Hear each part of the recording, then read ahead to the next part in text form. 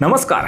अखेर आज महायुती सरकारच्या मंत्रिमंडळ विस्ताराला मुहूर्त मिळालं असून नागपुरात नव्या मंत्र्यांचा शपथग्रहण सोहळा पार पडत आहे। मात्र दुसरीकडे महाराष्ट्राच्या राजकारणातील नेहमीच चर्चेत येणारा मुद्दा म्हणजे ठाकरे बंधू एकत्र येतील का? शिवसेना ठाकरे गटाचे प्रमुख उद्धव ठाकरे आणि मनसे अध्यक्ष राज ठाकरे यांनी एकत्र यावं असं दोन्ही पक्षांच्या समर्थकांना वाटत असतं। दोन्ही बंधू राजकारणात एकत्र आले तर महाराष्ट्राच्या राजकारणात एक नवा अध्याय रचला जाऊ शकतो, नवं राजकीय समीकरण निर्माण होऊ शकतं, अशी नेहमीच चर्चा होत असते। पण दोन्ही ठाकरे बंधूंनी एकत्र येण्यापेक्षा लांब राहणं जास्त पसंत केलेलं बघायला मिळालं आहे।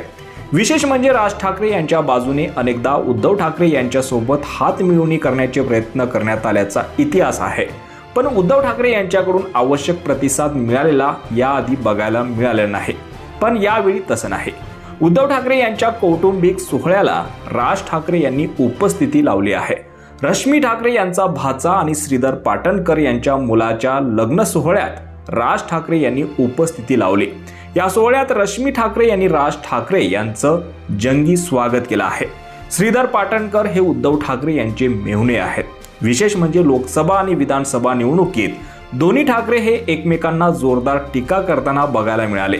मात्र कौटुंबिक सोहळ्याला ठाकरे बंधूंची उपस्थिती बघायला मिळाली।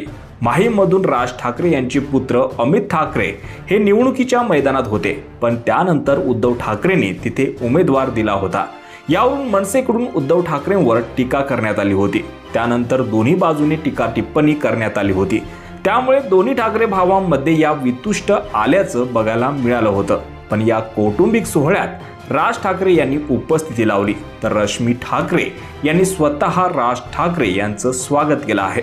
या बातमीवर तुम्हाला काय वाटतं? तुमची प्रतिक्रिया कमेंट बॉक्समध्ये नक्की करायला विसरू नका आणि असेच राजकीय घडामोडी पाहण्यासाठी चॅनलवर नवीन असाल तर सबस्क्राईब करून बेल आयकॉन दाबायला विसरू नका। धन्यवाद।